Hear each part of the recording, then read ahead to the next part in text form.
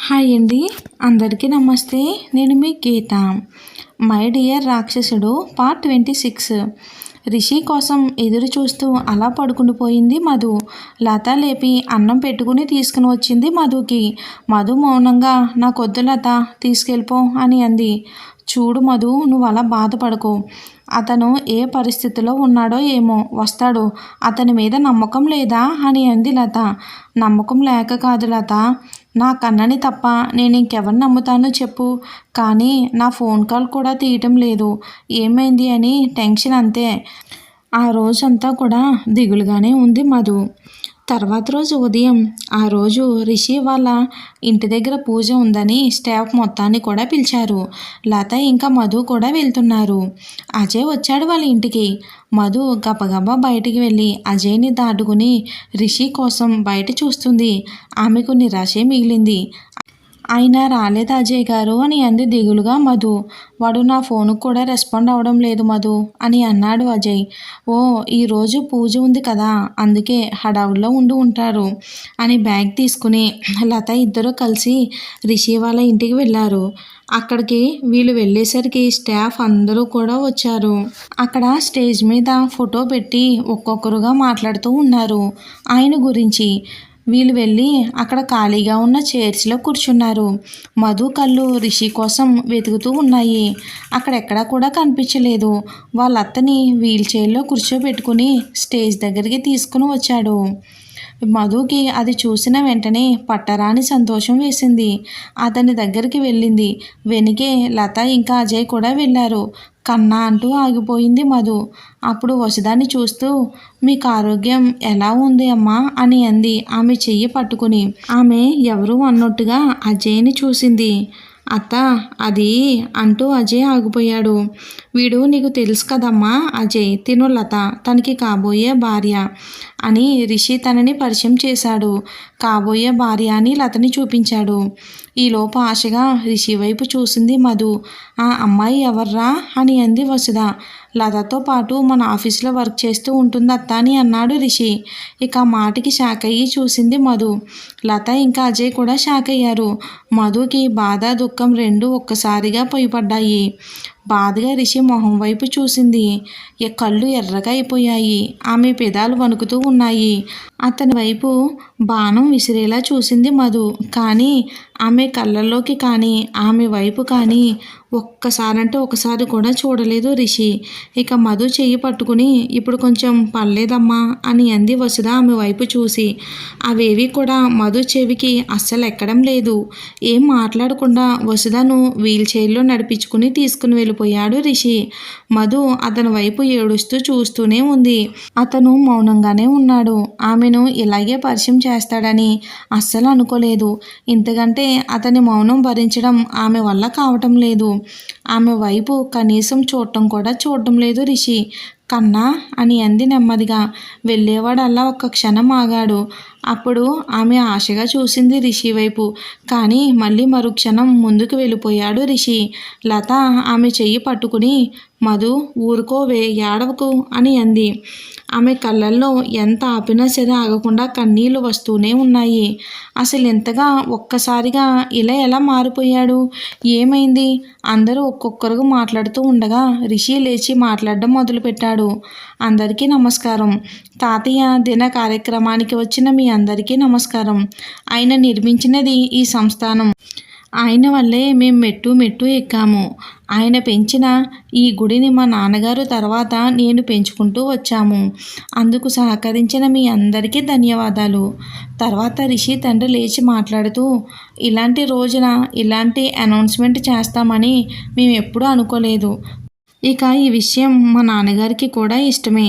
ఇక అబ్బాయి పెళ్లి విషయం అనగానే మధు ఒక్కసారిగా ఎలర్ట్ అయ్యింది.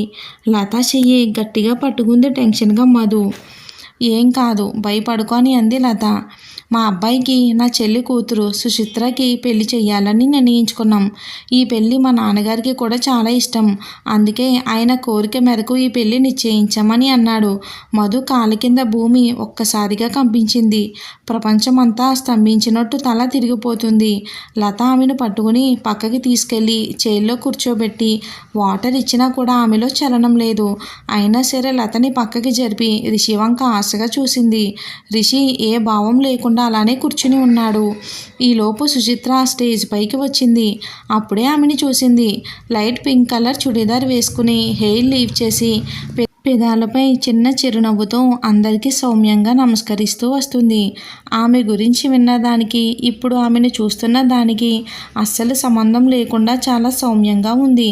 సరాసరి వచ్చి రిషి పక్కన చైర్లో కూర్చుంది. మధుకి ఉక్రోషం వచ్చేస్తుంది. రిషి వైపు చూసింది. రిషి చిన్న చిరునవ్వుతో ఆమె వైపు చూసి నవ్వి ఊరుకున్నాడు.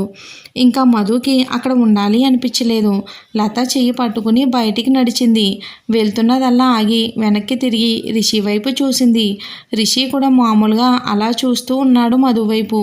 ఇద్దరు చూపులు కలుసుకున్నాయి. వెంటనే చూపు తిప్పాడు రిషి. ఆమె కళ్ళు అగ్నిగోళాల్లా ఉన్నాయి. ఏడుపు కూడా ఆగిపోయింది. స్పీడ్గా నడుచుకుంటూ బయటికి వెళ్ళిపోతుంది. లత కూడా ఆమె వెనుక గబగబా వెళ్ళింది. అజయ్కి కూడా అంత షాకింగ్గా ఉంది. ఇక అతను ఆమె దగ్గరికి వచ్చి మధు పద నేను డ్రాప్ చేస్తాను అని అన్నాడు అజయ్ కార్ తీసుకుని వచ్చి. వద్దులేండి సార్, ఇప్పుడు ఇది అలవాటైపోతే మళ్ళీ మమ్మల్ని రోడ్డు మీద వదిలేస్తే మాకు అలవాటు పడడానికి టైం కావాలి కదా.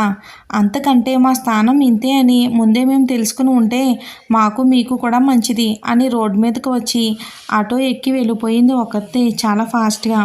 ఇక ఒక్కతే ఆటోలో ఇంటికి బయలుదేరింది మధు. వెళ్తున్నంతసేపు కూడా జరిగిన దాన్ని జీర్ణించుకోలేకపోతుంది. గొంతులో మాట అడ్డుపడినట్టు అనిపించింది. ఇల్లొచ్చిందమ్మా అని ఆటో అతను పిలిచేసరికి ఈ లోకంలోకి వచ్చింది.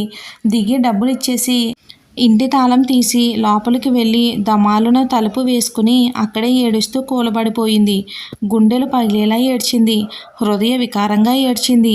కింద పడిపోయి మరీ నేల కతుక్కుని పోయి ఏడుస్తూనే ఉంది. మోసపోయానేమోనన్న ఊహే ఆమెకి చాలా భయంగా ఉంది. కాదు, లేదు, ఇది కల అయితే బాగుండు అని తన మనసు కోరుకుంటుంది.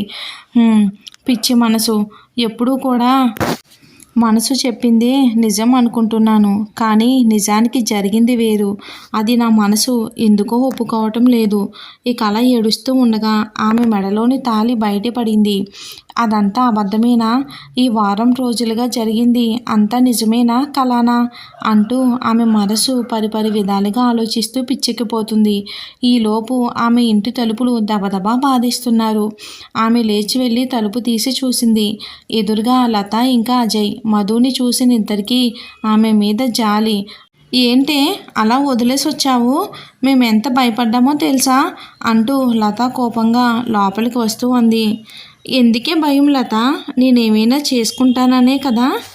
నాకంత ధైర్యం ఇంకా రాలేదులే అంది నిర్లిప్తంగా. ఏంటి ఆ పిచ్చి మాటలు? నువ్వెందుకు బాధపడ్డం? నిన్నెలా మోసం చేసినందుకు వాడు బాధపడాలని అంది లత.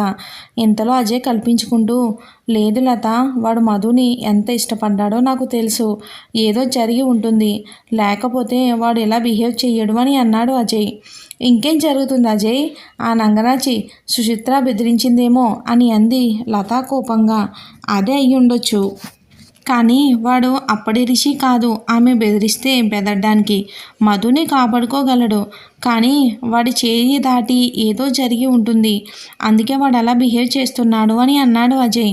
నిజమేనేమో అంది లత మధు వైపు చూస్తూ. ఇది నిజం ఏది అబద్ధం అని ఆలోచించేంత తెలివి నాకు లేదు లత. నాది కూడా తప్పు ఉంది అంది ఏడుస్తూ. లత ఆశ్చర్యంగా, నీదేం తప్పు ఉంది అని అంది. అతను ప్రపోజ్ చేయగానే ఒప్పేసుకున్నాను. అతను పెళ్ళి అనగానే చేసేసుకున్నాను. అతను పిల్లలు కావాలన్నా కూడా ఒప్పేసుకున్నాను. నా తప్పు లేదంటావా లత అని మధు ఏడుస్తూ అంది. పోనీ ఏదైనా జరిగిందే అనుకో, నాకు ఒక్క మాట అయినా చెప్పాలి కదా.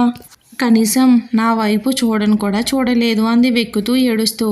ముందు నువ్వు ఆ ఏడు పాపు అని తాగడానికి మంచినీళ్ళు ఇచ్చింది లత మధుకి. నాకేం వద్దు, నేనే పోనీలే నువ్వేం కంగారు పడకు, ఇంక ఈ బాధలు పడాలని నా నుదుటి మీద రాసి ఉందిలే అని అంది మధు. లత ఇంకా ఆమె బాధ చూడలేక, పోనీ వాళ్ళ ఇంట్లో మీ పెళ్లి గురించి చెప్దామా, పద తాడో పేడో తేల్చేసుకుందాం అని అంది లత కోపంగా.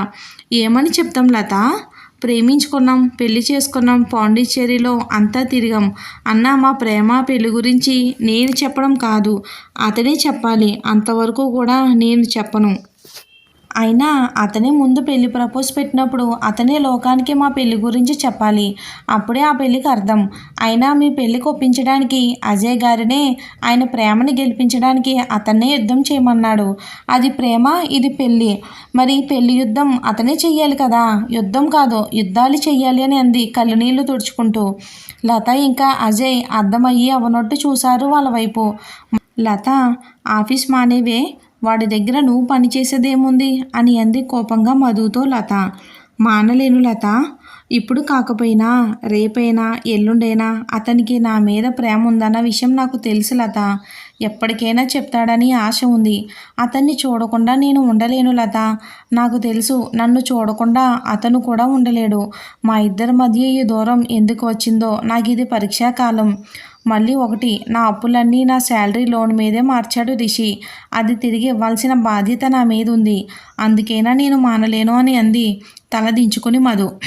లత ఇంకా అజయ్ కూడా సైలెంట్గా ఉండిపోయారు. మధు ఆమె రూమ్లోకి వెళ్ళి మంచం మీద పడుకొని ఆలోచిస్తూ ఉంది.